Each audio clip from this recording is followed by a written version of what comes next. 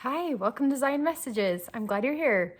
So I'm going to be talking a little bit about just the past week or two, what's been going on in my life, just a little bit. But then I want to mainly talk about having clarity right now. This has been a big topic for me. Some things that maybe are popping up in your life of how to achieve more clarity right now in this really confusing, busy world, in a really confusing, busy month of May. So I also want to talk about teaching our children and how important that is right now. I'll talk a little bit about just health in general, but a little bit of my experience that I'm grateful for what I've figured out.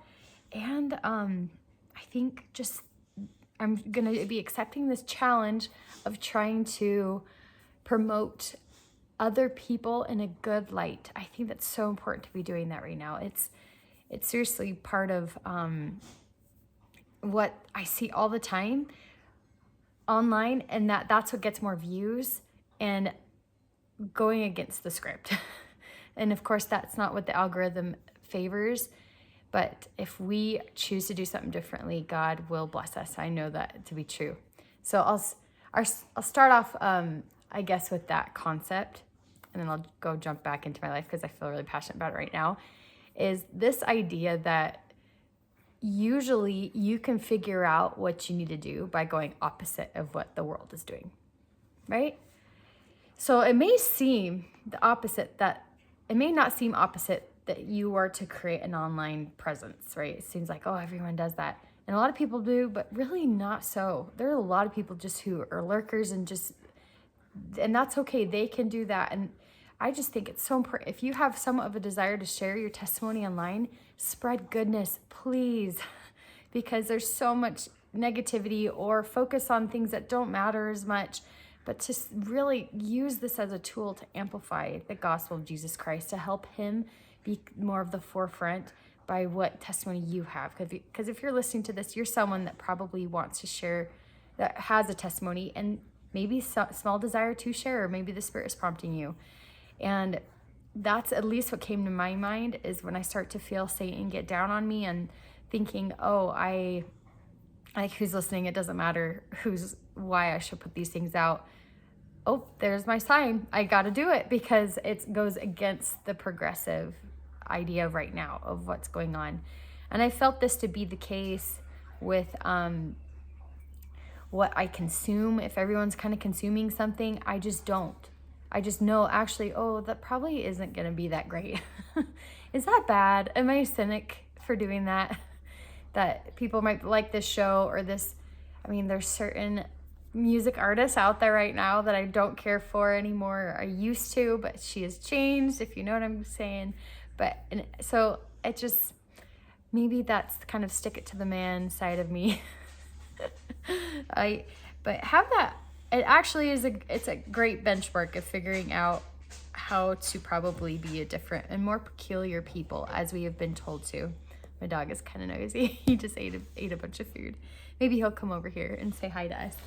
But that's, I think, I think one thing that could actually kind of see through the patterns. That's, if you kind of see your life as more of a movie. It's kind of fun to live that way, to see it as a movie. Like, what is God trying to teach me from up above? And he doesn't place us like that. We have agency, but I really think there's more stuff going on that it flies over our heads. And I've been noticing tons of patterns lately of things that keep popping up, of certain topics or certain names of a place or a certain person that pops into my head that I used to talk more with and don't anymore. Or numbers is a big thing too. I've been seeing 311 everywhere.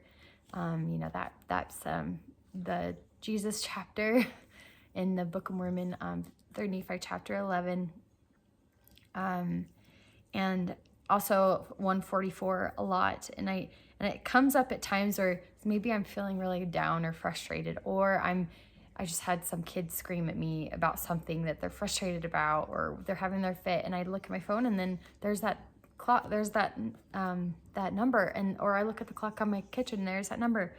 And so start just be different. Don't just go along to get along. And just, it's not, I'm not trying to say it in such a cliche way. It's if you're feeling like you want to do something different, then you're gonna have to do, if you want something different, you have to do something different. And I felt this way, especially since I was having this problem. Maybe you're feeling the same way sometimes. I was having this problem, and I'm still currently having this problem, not having time. Like, I feel like I try to carve out time for something that I know that'll bless my life, for more study with God, and like, as we've been counseled, to give it something that's more intentional, not the leftovers of our time. I also really felt like I wanted to go say hello to so-and-so over here and actually have time to do that, and the bandwidth in my mind and emotional energy to give that to that person. Or these little projects around my house that it just keeps bothering me, and it kind of brings down my spirit every time I see that clutter of stuff, and not having it organized with my clothes, like with my shoe pile, my kids' shoe pile, the basement area in this one spot that, and there's so many of those little things that I'm like, whoa, nope. How am I going to find that time for that? And I'm sure you feel that same way. So I had to have a real conversation with God, and these things matter to God. And I really felt like he knew how I was feeling about it, and it just, nothing was budging. It was not working. Whatever it was, I'd make these lists of things to do, and it just would not work. I had to create time somehow, or he was just gonna have to bless me with it, or someone's activity, they were just have to stop doing that so I could finally have time. That's not the reality, to just have that happen. It's, you have to make it, and by doing so, I involved God to come and help me do that, so he can be a part of my life and helping me be creative on coming up with ways to do that. And it ended up being that I still have to put up a pretty strong effort to line up my ducks in the row to get some things done. But slowly, God was teaching me, I can have that time, but I have to sacrifice. And then with that, talking about this idea of clarity, that's where I'm kind of going with this, is I have to be crystal clear and stop wasting time on things that I'm not wanting. I don't want it. If I scroll online, I don't want those things that are presented to me. I didn't want that a second ago, knowing I didn't need it. So I would challenge you, and if maybe you're feeling the same way, to just never scroll. Like, it's not a thing you do. That's extreme, but I found that to be the case, that I just don't scroll. It'll present itself if I need to. It is hard, though, to not be able to see maybe certain friends or family, but if you really need to see them, going specifically to their page and then looking at it. But the scrolling it's all being filled with ads. It's all being filled with what's getting most popular on the algorithm, which a lot of times is negative. So I made that experiment where I just stopped scrolling. And even before, I wasn't even scrolling that much either. I let myself 5-10 minutes or something like that. Maybe sometimes longer, like 20-30. But it's now I just know I have to give that up in order to make that sacrifice. That's what God had told me. Like, you got to give that up. And sometimes I come across things that were just not very helpful for me. It wasn't bad, but it just was a waste. Or so by doing that, I've been able to then stop wasting, put my time towards these other things that I can finally feel like I'm accomplishing as a homemaker, as someone in my calling, wanting to improve the small aspect in it, reaching out to someone in the word I've been thinking about, or friends or whatever, that I'm able to do that with my time.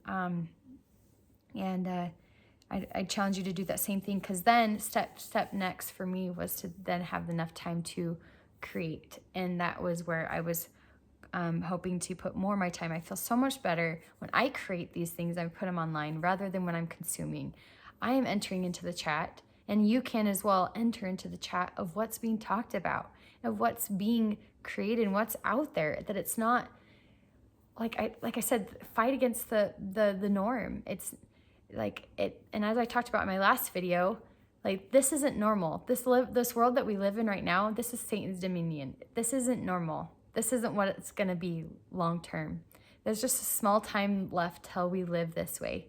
So if we keep holding that onto that reality, that that's going to be the real, and having that vision, we treat it like now, it'll feel like it just blends into it. When we are ready to live in Zion, it'll feel like normal, natural life for you. That's another thing I want to go right into with this idea of being challenged by, there's this one lady that I love listening to online. She's one of my favorites, and her channel is The Happy Lady. And she's a different kind of channel where she has a lot of content. Like every time she puts out a video, it's a long buffet of a video. It's not something small. Maybe I kind of tend to style my own videos that way, where I talk longer and maybe I'm long-winded, but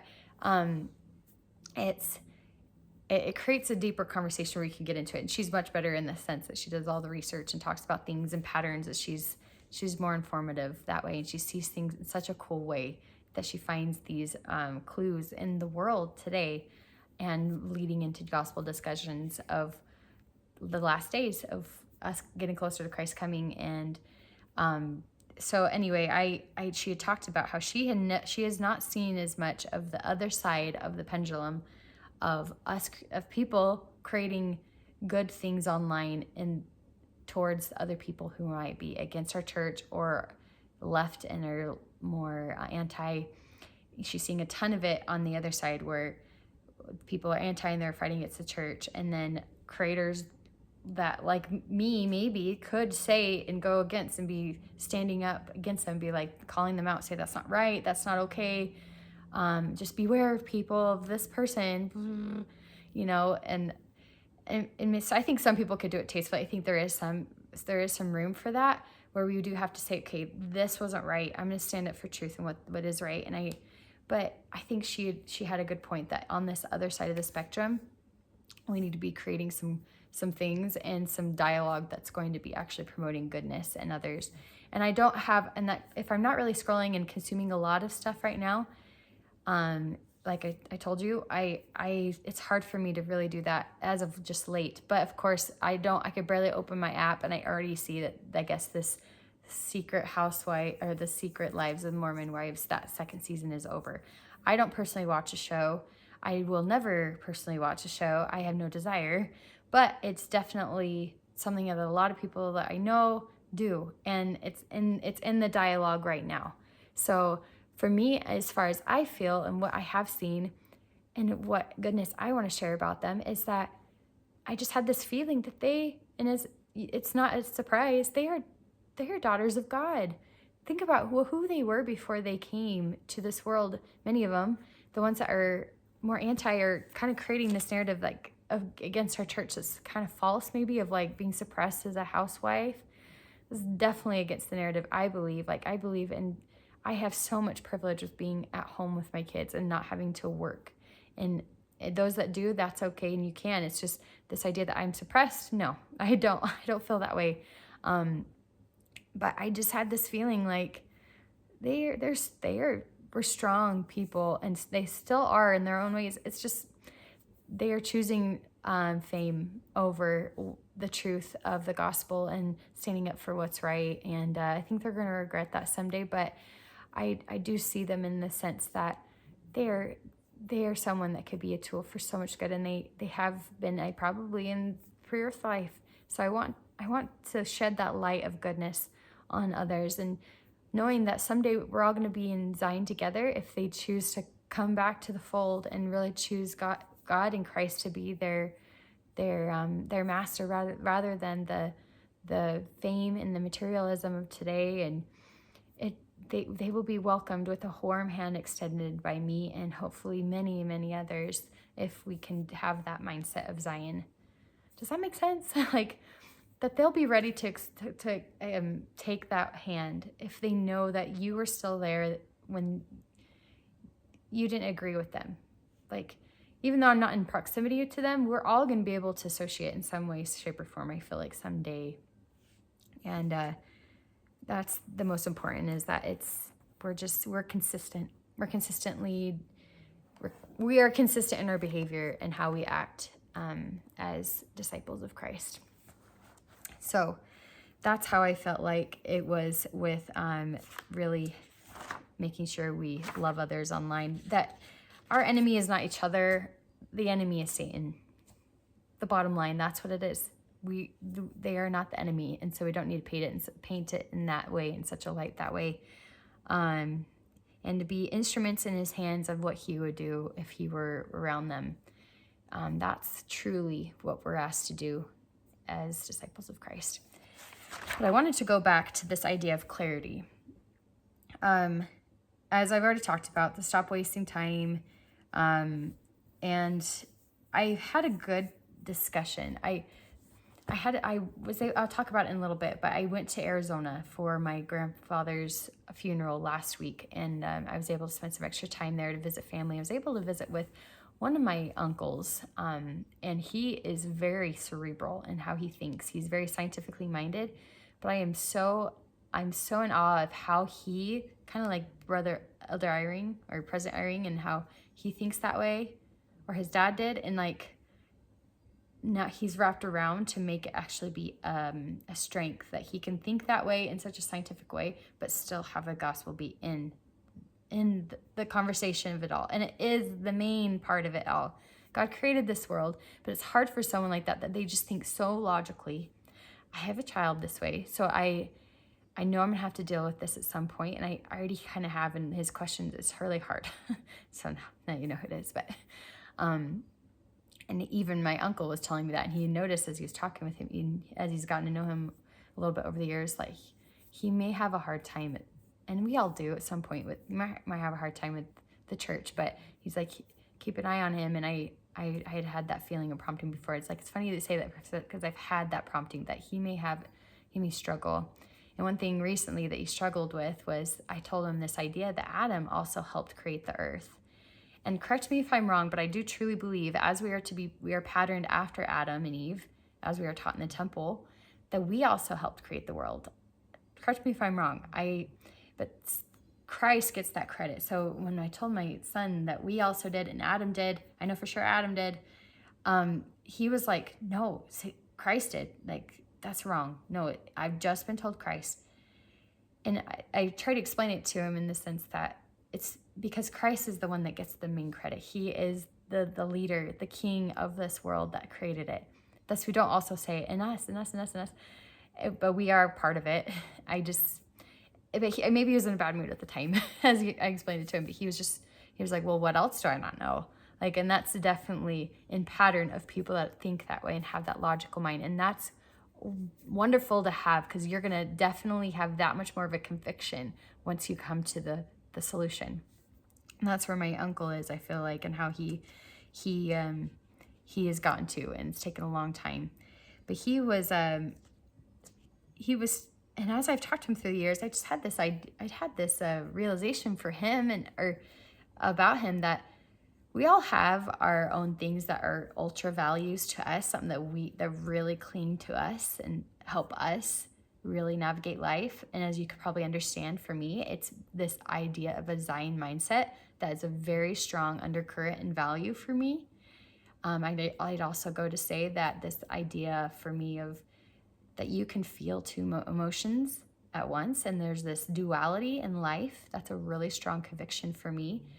And I feel like, as I also recently learned, that's in the temple with Eve. And so I feel more akin to Eve in that way. She had that deep idea and understanding that there has to be both. And I really do believe that. So when I was going through all my hard stuff in the past, and still do now, but I went through that huge crisis before where I went to, I had to go to a psych ward. I was suicidal. I had to go to a rehab for a month, and I was very, very depressed. I was a very different person. I was going through really, really dark demons and hard things in my life, and all the past of what I've had to deal with, and I had to finally face it. And I came to, as I was going through that, I'd have really passionate and spiritual moments, and God was with me, cradling me, and I felt very close to him. But then I'd feel this duality of like, why am I so super depressed? Also, a lot of the time. And just, it's one, that's what propels us forward, is the hard, I've done it before with like a pen, the hard then just propels us forward up. Like, so that duality is a big thing for me. But where I'm getting at this is for my uncle, and I'm starting to have this be a part of my life, of a core value I'm trying to take in, that I know will improve me, and I maybe will improve you as well. As I said earlier, that this idea of clarity, we have to get laser focused on making that a true value for us. And I think President Nelson has alluded to that we, in the coming days, we will not survive spiritually without the constant guiding influence of the Holy Ghost. And that is clarity. Like we have to, he says, the litmus test, like we have to just see things and know what it is. And there will be many things in the future that may come up in the last days that maybe that's going to be part of what's going on, that we will have to know that's a serpent. I do not touch that. For me, that's what it is. That one show that it's a serpent. I don't need to touch that. That's not worth my time. And there's so many other things. The same with like politics. Like I have my opinions, but at this point, if I get too extreme on it, it's a serpent. Maybe I'm saying it in such a staunch way, but also there's also the things that you just are drawn to, and this is goodness. This is what Christ, he would want, and we should want, and it's goodness. So I invite you, and this is what I did. For someone that, as you can kind of tell when I speak, I'm kind of everywhere, and that's kind of how my brain works. And being a mom, you're kind of everywhere. And I am married to someone that's very logical, and he's so great. But he did very lovingly, I asked him, what's one way I can improve? Like, it's sometimes so good to ask your loved one, what's one thing I can improve? Because they know. And it's really nice because most of the time they'll give you a chance afterwards to tell you what you can say of them. And so that's not the reason why I did it, but it was a good lighthearted way of explaining it, but still meant something that, like, yes, it's true. I felt like I had a soft enough heart that I can take it. And it's what I probably already knew subconsciously, but I usually have that pattern of just keeping it subconscious, and then it really finally comes to the surface of, oh yeah, I do need to work on that. It's this idea that I gotta just focus one thing at a time, and that's part of clarity, right? So I would invite you, something that really helped me with this month, and after I went on that long trip with going to Arizona, I was just so overwhelmed when I came back. There's a lot going on, but I really did just list out kind of so it sounds like a lot, about 7 or 8 different hats that I wear as roles that I have. And so I listed those off. Before I go further, I'll explain what they are. My faith.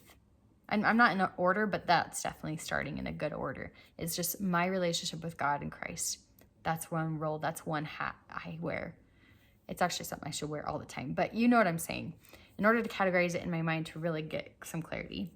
My husband, my kids, so me being a mother, my neighborhood, my calling, my homestead, like why I'm here. I've worked really hard. If you've followed me for a little while, I've worked really hard to get to this point.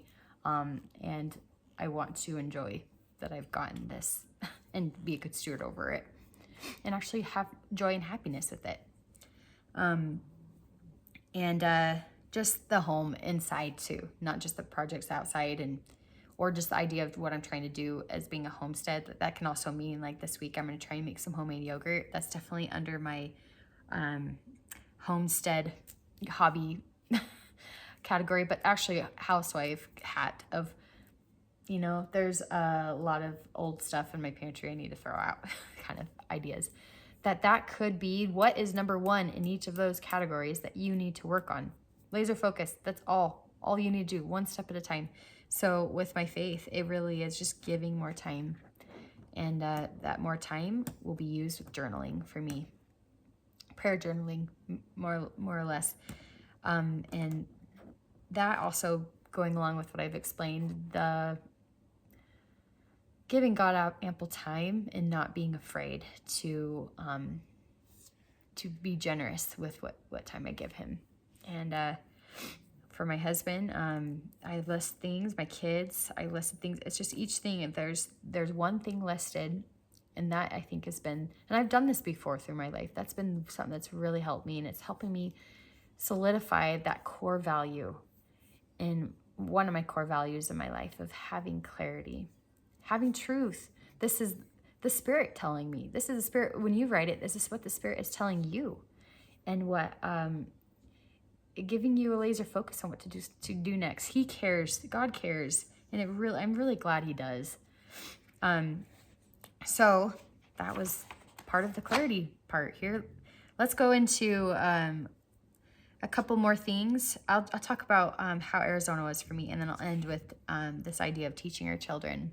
So it's a little shorter of a video today, but I went to Arizona for a funeral. If you didn't already see that or hear about that before in my last video, but I was so excited to go. I'm born and raised in Arizona, and I was glad to go see all my family that came, and it was really cool. It's a happier funeral. It's, of course, he was older and he had suffered for so long, so it was good to see that he's not suffering anymore. But it was Mother's Day weekend, so it was extra poignant to be there and support my grandma while she's going through this hard time. And God just has a way of working things out. Everyone was getting together on that Sunday, but I just felt like I wanted to spend time with my family at the hotel, and we did some things in the morning, and then we were gonna go see her. And by the time we got there, they were just leaving. Like, they were going down the hall. Oh, we just said goodbye to Grandma. We had our food. We had our visit. I guess they watched a slideshow of photos, and I'm like, I definitely want that slideshow. I want to see that. And but I was so glad that that's what God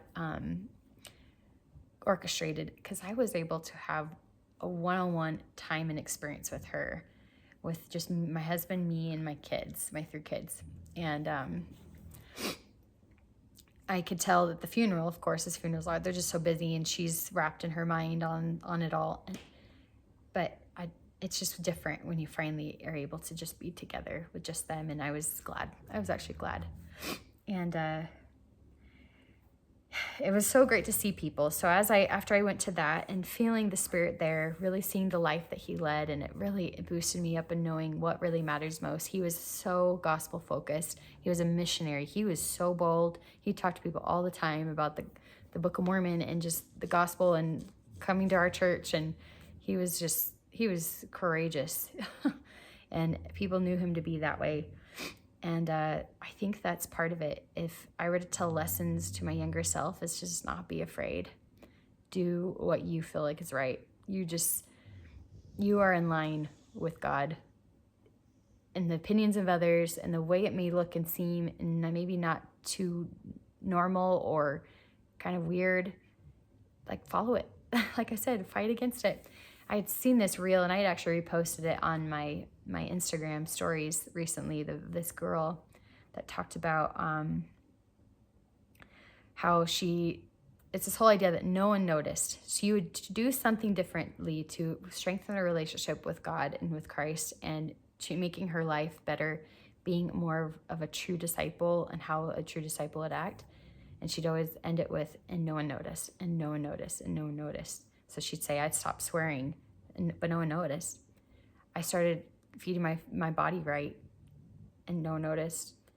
I started started not gossiping as much, no one noticed. Or I started consuming better entertainment and letting go of the bad ones, no one noticed. And that's the whole thing, is getting such a thick skin that you don't care. You don't care. And so maybe I say it in such a brash way, but I think you would be the same way. Like, you love people.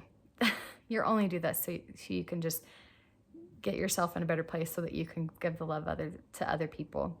So you're looking for opinions where it matters. You care for what other people think, if they know that that they feel your love. And that's where the opinions matter.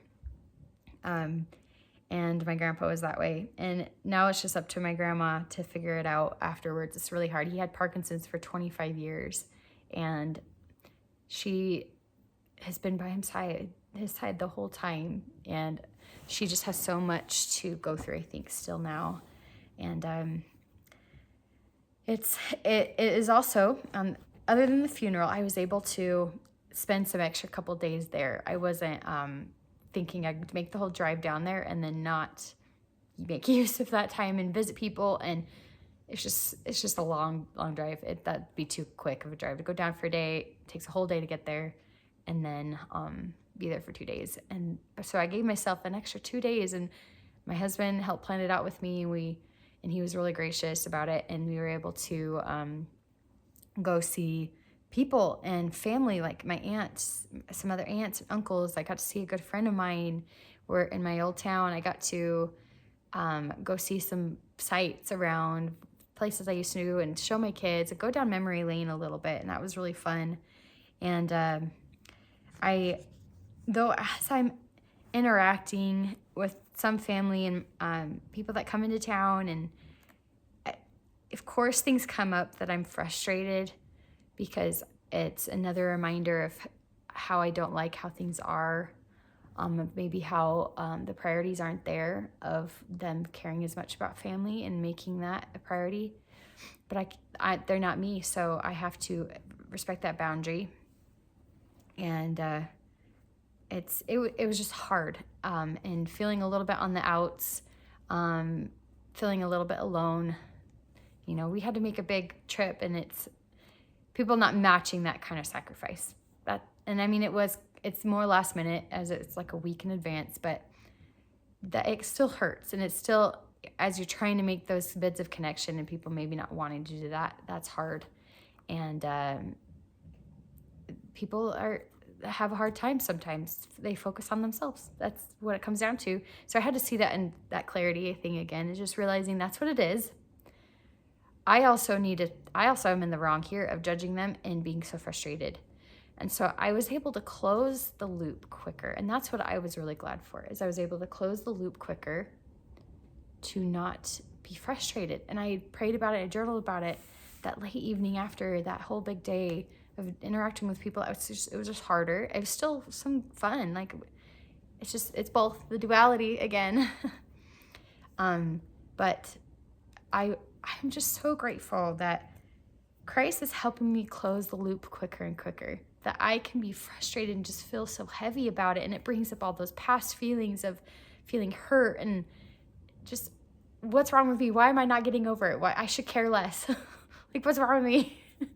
But that's a good thing. God has told me it's a good thing that you care so much and you love them so much. I mean, they're your family, they're your kin. And so, but they just have the boundary. They have that limit. They're not there yet. And Christ helps me see. And I feel like they help me see, they close the loop quicker. And I'm not staying in that state of frustration and misalignment with God and his doing and what he would have me do. And that's what I would challenge you to, is to try to close that loop even quicker each time you get in those frustrated moments, that you can do it. You can overcome your natural man and become someone different.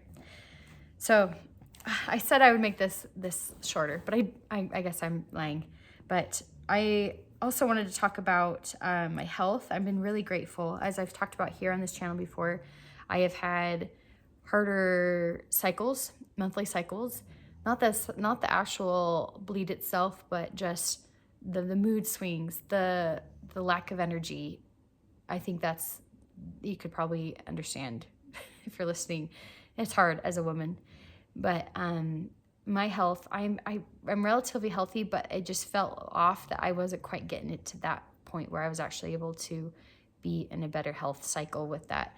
And I've tried some new things that has helped, and so I wanted to talk about it here. And of course, I've been trying to have a little less stress, and I've let some things go more and more. And I have people in my life who are like, why don't you care? Like, why is it, we need to do this, and you do this. And I have to let it go. I know what boundary I have in order to keep myself in a mental state. And I know that I'm still doing what matters the most. So that's definitely always number one. And I've talked about that when I used to do health coaching, is how people manage stress is their number one indicator of what their health will be in their life. Hands down. There's nothing else, like no magic pill, nothing else. And all the things I'll say now is really not as much of a weight, considering the other things. Like the stress is number one. But these things do also make a difference. I've noticed, so I've tried this thing called seed cycling. So it's kind of sounds funny, and my husband's been kind of funny about it and he says he's like finding little seeds everywhere. I guess I keep spilling them. But I have been taking 2 different kinds of seeds, half of the month, and 2 different kinds of seeds the second half of the month. So I take flax and pumpkin seed, and usually your cycle actually starts, like the whole 28-day cycle.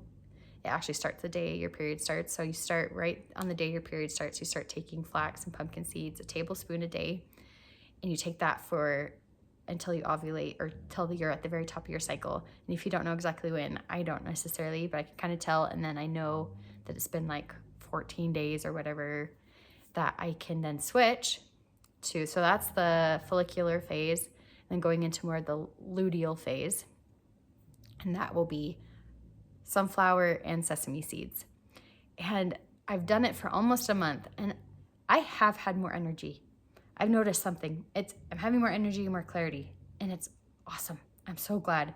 And I even went on a big long trip where I was not doing my normal things. Like I wasn't doing the normal exercise. I did a little bit.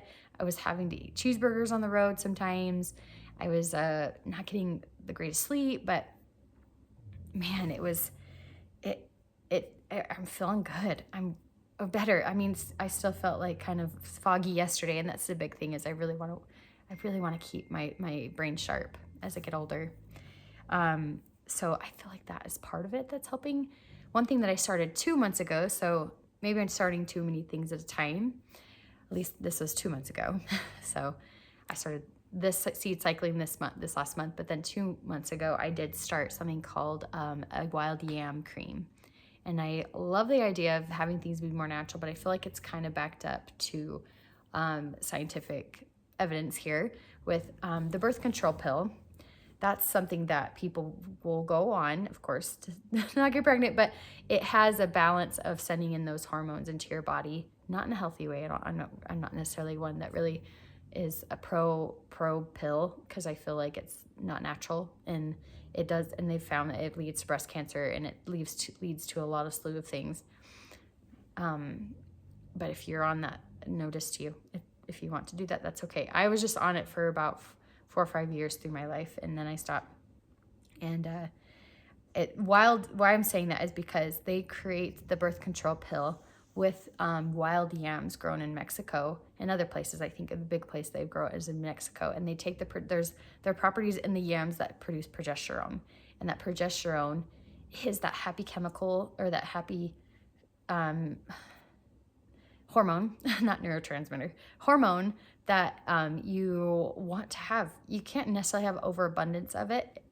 It's the estrogen that you can have overabundance with. There's also estrogen as well for what else they put into the pill. And that's definitely what's led to breast cancer, the overgrowth of tissue. You know, estrogen is just that glowing hormone that everything's producing so much, that we need that in our cycle every month. We need that for about half of our time of our month, because it's creating the lining in our inside. And but that progesterone, they're kind of twin sisters. They kind of have to work together. But I feel like I lack that progesterone and that happy hormone. So adding and putting on a little bit of that cream every day, that's what I've been trying to go for. And something's happening where I feel a little bit better, so it must be good. But yeah, I kind of wanted to share that with you. If you're on that kind of journey trying to figure out how more energy, it's really important. It's really hard when you don't. So I can just give it back. You know, I feel very grateful, and I sometimes just think, wow, I have a lot I've been given. I need to give back. And sometimes it could be a lot, though, that he'll then throw at me. God will show me, okay, you ready? Let's do it. There's a lot to do. And so speaking of, as I'll say on my last thing here, teaching our children, I feel like is just so important right now. I noticed that with my grandpa, when he was around us, he'd take time to teach. He just wanted to talk about things that matter. And of course, it's really hard to really be clear on your scheduling to make it happen. But that's what I'm trying to focus on. And I talk about this instance with my kids. And when we were on a trip, that's hard to take time to teach. But I realized, okay, we're not going to have time to just sit down on a couch and do that. We're usually visiting someone or whatever. And I noticed, okay, we're going to do it in the car. And the lesson of the week was about the last days and the signs that things that may be happening. And this idea of, I had this feeling come over me of like, when the last days come, I hope my kids will be able to, again, to close that loop. Sorry, there's like a huge dust storm. So I'm like looking outside. Wow, that's a lot of wind. To close this loop that if something bad were to happen, and I'm not afraid to say it with my kids because I think they need it and they deserve it. That if something bad does happen, if I die, if Dad dies, if one of you die, or something lands on someone's head and they become blind, and then we have this huge trial that one of us is blind, or that there's no food at all, or if there's that earthquake that something falls on us. That's what I meant. Because we know that at some point there's going to be a huge earthquake, there's going to be a huge famine, which means that's going to be an economic collapse. There's going to be a huge sickness again if we get sick and someone dies. So just kind of saying it as it is, like these are things that are going to happen at some point. We don't know when, but helping them understand and get over the shock value that it has happened, that they can get over it and they can be someone that's strong enough that can get through, and then be able to help others go through the hard, because then they'll have such a place in their heart of what they've gone through, of what they've suffered from, to be able to serve others. That's the only way that you're able to bear through that hard time, is just knowing you're at least lifting up the burden of someone else. And I think it stuck. And one of my kids was just saying, I've never thought of it that way, Mom, like that we can think about it now in such a way that we'll just know what we'll do after.